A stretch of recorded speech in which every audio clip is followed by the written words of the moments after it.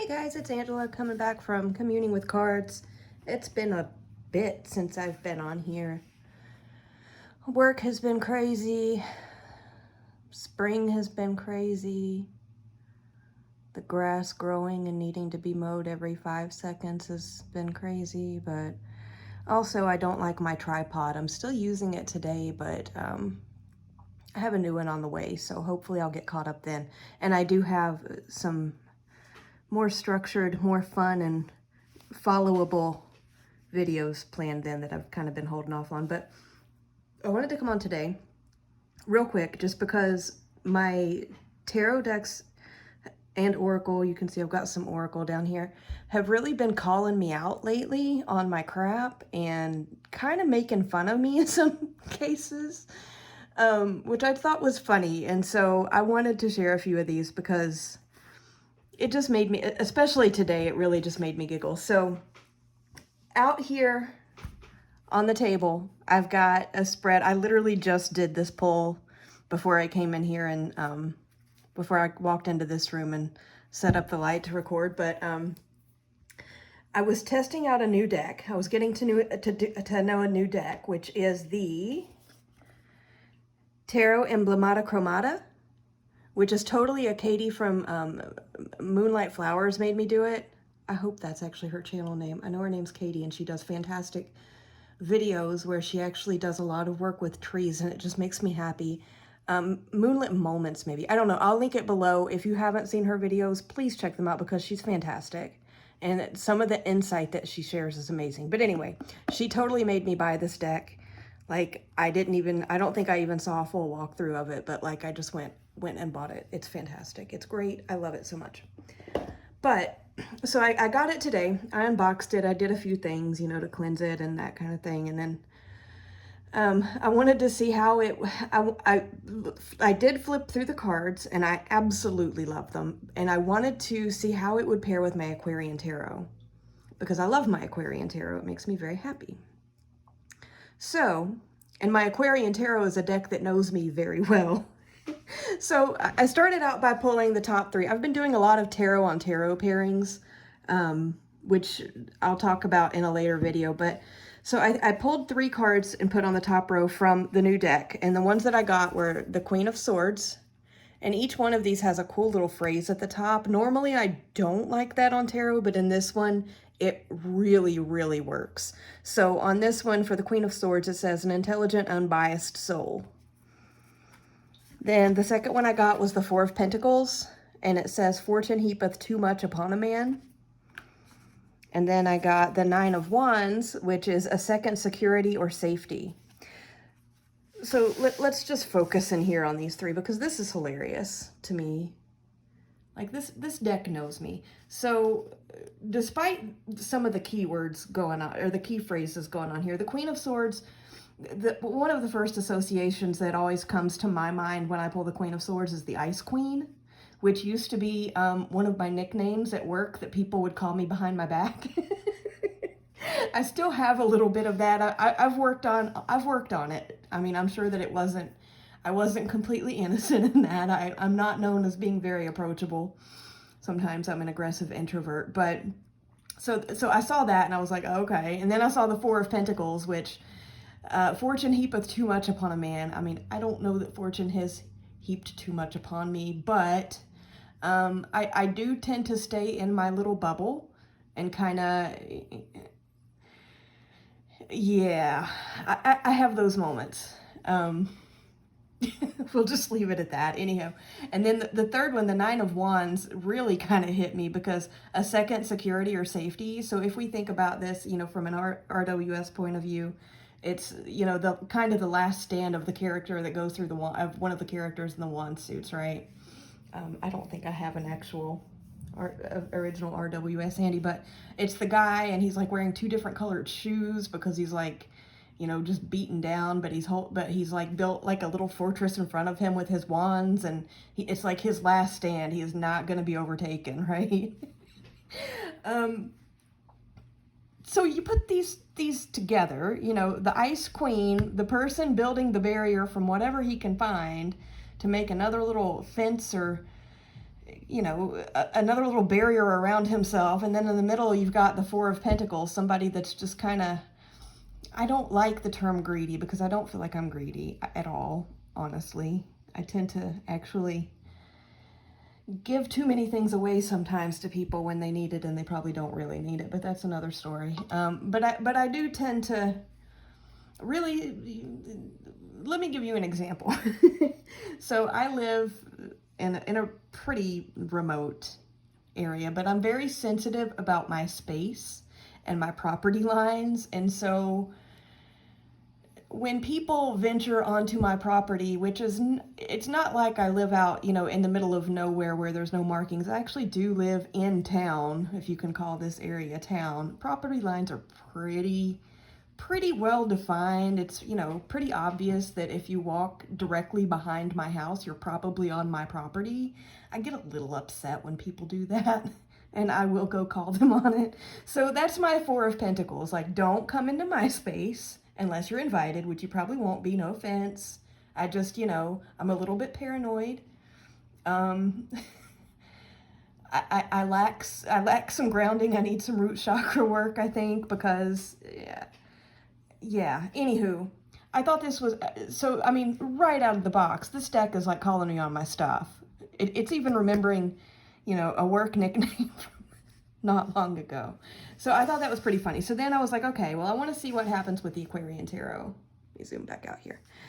Because I love the Aquarian Tarot, and it's funny because it will call me out on the same thing quite frequently. So I put in 3 more cards from it, and this is the little pocket size, easily obtainable, not expensive at all. So I got the Magician, the 10 of Wands, 10 of Rods in this deck, and the 7 of Rods. So, I mean, now, if I just had these 3 cards on their own, I might not read into it the same way that I'm reading it here. But when you combine it with the top row, which is one reason that I love reading tarot on tarot in this style, it's very much echoing or continuing on the theme of up here. So it's basically, okay, so we've got the Magician. He's creating, you know, the barriers and the, well, let's just say it, the barriers that I've created around my space where I don't like to let people in, physically or otherwise, you know. So I'm actively creating that. And it's a huge burden on me to constantly be at battle with everybody coming at me. Not that they are, but, you know, in my mind with my anxiety issues, that's what it can feel like if I see one person step 1 foot inside my property line. I feel like I'm being attacked or about to be attacked, and I just go into panic mode. So this is, you know, when you put these 2 rows together here, it really is calling me out on my crap, right? I mean, it totally is. It's saying, okay, you're a nice queen. You're very set in your area. You don't like to share it with others or open it to others. You've built barrier upon barrier upon barrier. You've created barrier upon barrier upon barrier to pretty much, you know, seal yourself in, right? And this is a huge burden for you. Like, maybe you should do something about it, or maybe, you know, really think through the necessity of why you are the way you are. Is there a necessity, or do you maybe need to pull out your Somnia Tarot and do some shadow work? So then I wanted to see how normally I'll keep doing, you know, I'll do another tarot deck underneath and do like a 9-card box with 3 different tarot decks. But I had a feeling, because I was already feeling like I was being bluntly called on my stuff here. So I was like, you know what, let's just grab a deck that likes to go there, an oracle deck that likes to go there, and see what happens. So I went and grabbed my Urban Crow Oracle, which is, I'm pretty sure this is readily available. This one is, I think this is an indie edition. Honestly, I'm not, no, it says it's published by Hay House, so it must not be. And yet it's signed by the creator. I don't know. Anyway, I'm sure it's, I'm sure you can get a hold of this. MJ McCullinane. We all know her. She did the Crow Tarot and For Hoxa and all that good stuff. So this deck, the Urban Crow Oracle, is very, very punchy, bitey, stabby to me, but it can also be incredibly sarcastic. So I was, you know, expecting like something like, I don't work with it enough to know all the titles, but I was expecting to see something about, about boundaries or something like that come up, and look what it gave me. Preparation. And I was like, okay, I didn't pull out the guidebook. I really don't. I've gotten to where I really just don't use guidebooks that much anymore. Not because I don't love them. I have so many decks out lately, layering one on top of another on top of another. Like, for one thing, that would just be a whole lot of clutter on my reading table or my coffee table, wherever I happen to be reading at that moment. And also, it would just take a lot of time. And when you have layer upon layer upon layer, a lot of times they will echo each other. And so you don't need it as much. So anyway, as soon as I saw this and it popped up, underneath these 2 rows, the first thing I thought of, and it just popped into my head clear as day, like these crows are going, what are you preparing for? Like a zombie apocalypse? Like what are you protecting yourself from? For the love of goodness, girl. So I thought that was hilarious. And so then I was like, okay, well, let's pull another oracle that I work with a lot. The Supra, which is by the same company that put out Pagan Otherworlds. Because this one tends to go really deep for me. So I was like, okay, we're already going there. Let's see what this one has to say. So I got conflict. I've used the Super Oracle a lot. I've never pulled this card. So I almost feel like it was just like kind of joining forces with Crow Tarot going, okay, what kind of fight are you prepping? Are you, prepping for here? What are you doing? Like, why are you doing all this? Why are you putting yourself in this 10 of rods, exhaustion, burdensome, overburdened, carrying way too much kind of situation? I mean, I don't know. I thought it was hilarious because totally calling me on my stuff. But what was even funnier about this is it actually made me remember, I've been getting these kinds of messages, aside from the joke about the zombie apocalypse, quite a bit from many different decks lately, but one of them in particular popped into my head. So I'm going to share that one with you guys too. Let me put these away. Normally when I get these kind of messages, a lot of times the 9 of Pentacles will come up, which is a card that, one of my make or break cards in a deck will come up, and the 4 of Cups will come up a lot too, which the 4 of Cups did come up in this other one, and a 9, but not the 9 of Pentacles. So I was playing with my Field Tarot, or not Field, Fountain Tarot. The Fountain Tarot. I love this deck. There's a million great walkthroughs of it on TarotTube. If you haven't seen it, it's fantastic. I love it. So I was playing with this the other day, and I literally just pulled 3 cards. I didn't, box it in with other decks or anything, but on that, and this was literally just, I think this past weekend, maybe late last week. I don't know. It hasn't been that long ago, but I got the 4 of Cups, the Magician again, which I think is interesting because that came up on the second row using the Aquarian Tarot and the one that I just showed you guys, and the 9 of Cups. And this is basically, so the way that I read the 4 of Cups is not disinterest or apathy or ennui or anything like that. I read it as emotional stasis. Like, let me zoom in on this card while I kind of talk about how I look at the 4 of Cups. The 4 of Cups to me, if you think about a traditional RWS, there's usually the guy sitting, I think he might be under a tree, and he just kind of looks very disinterested with the world, and there's a hand coming out of a cloud offering him another cup, and he's just like, no thanks. I'm good. And that is so me, but I don't think of that as being rude or apathetic or anything, or ungrateful or anything like that. I read it as you have reached your emotional stasis where everything is calm and comfortable and stable, and so you want to be very choosy about what else you will allow in, which is why, this guy here isn't necessarily reaching for this other cup up on this table, and in the RWS, the guy's not necessarily accepting the other cup from the hand coming out of the cloud. It's not that he's being rude or ungrateful. He's just like, dude, I'm in my comfortable bubble. Let's not unnecessarily add to it. Like, we're good here, thanks. So I got that. I got the Magician again, which is weird. This card, I mean, it just came up twice in a pretty short amount of time with the same message. So I need to do some work on that, some thinking on that one. But then I got the 9 of Cups, which it's funny because normally I'll get the Nine of Pentacles with the Four of Cups. That's been happening quite a bit too. But with this one, it's just like, okay, I have found my bliss in my stasis, which I have created. I have created my stasis, which is my bliss. There is a strong sense of isolation in a lot of these readings, and a lot of what the tarot is calling me out on recently. I do not disagree with that at all. A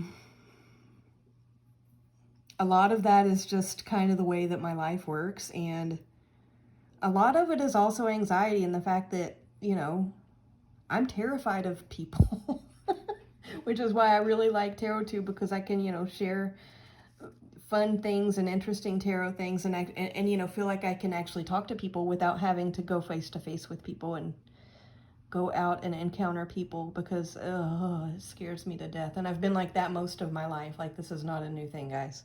It's actually gotten better as I've aged, but it's still pretty bad.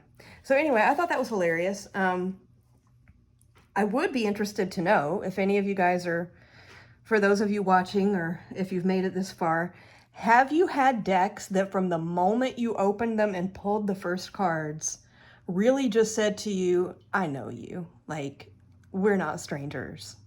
We've known each other for a long time. Have you had those instant connections with decks where they literally, like, give you that we've known each other for a lifetime kind of vibe? If so, I'd love to hear about it, because I've had it happen a few times, but not often.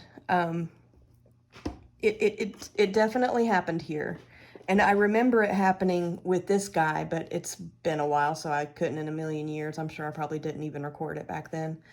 But I remember it happening there. And the fountain, I don't remember what my first draw was with the fountain.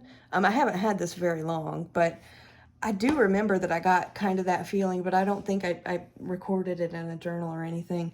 So I would like to know that. Have you had that experience with decks? And then also, have any of your decks literally called you on your crap and then made fun of you? Like, what are you doing? Preparing for the zombie apocalypse? You know, I mean, it just, it cracked me up. Anyway, I have a new tripod coming. I really do not like the one I've been using, so I have another one. It should be delivered sometime this week. And then I've been promising a tips and tricks video on ancestor work. I still plan on doing that. And then I also have, I had a very, very busy, exciting, and fun, not heavy and dark and twisty, but like fun April with tarot and oracle. So I want to share some of the pairings that I came up with and some of the new practices that I got into. So as soon as I get my new tripod in so that I can stand to record for more than a few minutes, I'll get those shared. But thank you, Katie, for introducing me to this deck. If you're watching, I really appreciate you. So you guys have a good one, and I'll be back probably by the weekend. Thanks. Bye-bye.